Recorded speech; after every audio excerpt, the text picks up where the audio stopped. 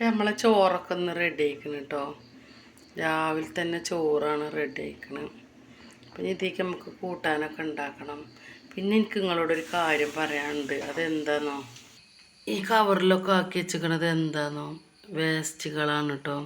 കാരണം ഒരു ചാക്ക് വാങ്ങണം ആദ്യം 20 രൂപൻ്റെ, എന്നിട്ട് അതിക്ക് നിറക്കാൻ പറ്റുള്ളൂ. എന്നാൽ വേസ്റ്റിന് വരുമ്പോൾ വേസ്റ്റ് ഇല്ലെങ്കിൽ ഓലും ഇങ്ങനെ പറയല്ല, ആ മാസം വേസ്റ്റ് കൊണ്ടുപോകല് ഞങ്ങളെ കടമയാണ്.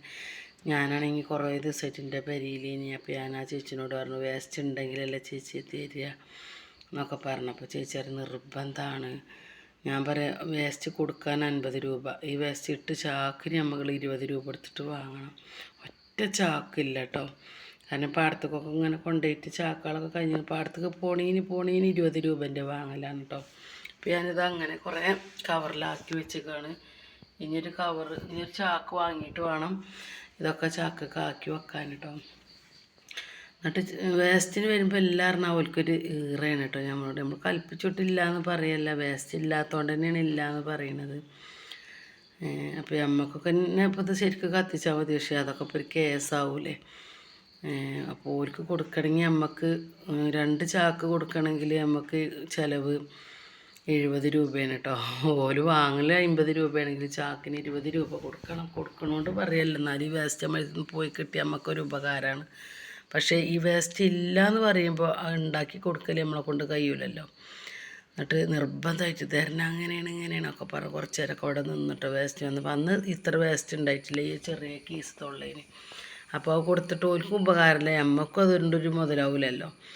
അപ്പോൾ ഞാനത് കൊടുത്തിട്ടില്ല. ഇനി ഇത് ചെറിയൊരു കീസല്ലേ, 50 പൈസ കീസ് നിറച്ചതാണത്. ഇത് പിന്നെ കുറച്ചൊക്കെ വലിയൊരു കീസ് വേണം കേട്ടോ. ഇത് അതിലാറ് ചെറിയൊരു കീസിലാണ്.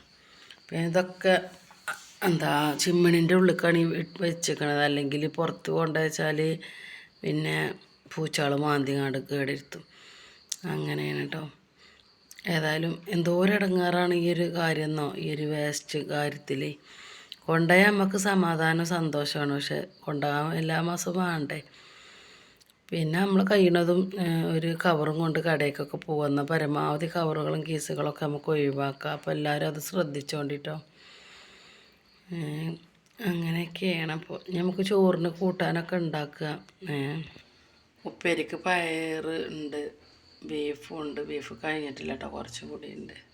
ഈ ചോറൊക്കെ നൂറ്റി എടുക്കട്ടെ കേട്ടോ.